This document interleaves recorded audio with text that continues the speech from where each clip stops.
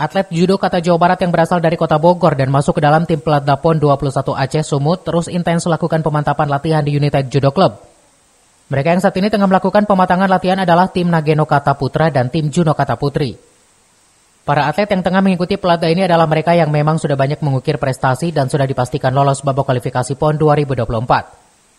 Atlet Kota Bogor ini adalah mereka sebagai peraih emas pada Porprov 14 Jabar 2022 dan lolos babak kualifikasi PON 2024 pada tahun 2023 pada kejuaraan nasional judo kata di Bandung Juli 2023 dari 14 provinsi peserta kualifikasi judo kata PON 2024. Tim judo kata Jawa Barat asal Kota Bogor meraih peringkat ketiga dan berhak lolos ke PON 21 nanti. Yudi selaku pelatih berharap para atlet ini bisa mengharumkan nama Jawa Barat dan Kota Bogor pada pelaksanaan perhelatan olahraga bergengsi setanah air PON 21 Aceh Sumut. Ia juga optimis dari Kota Bogor dengan semangat dan keyakinan pasti siap berkontribusi medali emas untuk Jabar Hat-Trick. Dari Kota Bogor, Cevi Suryadi melaporkan.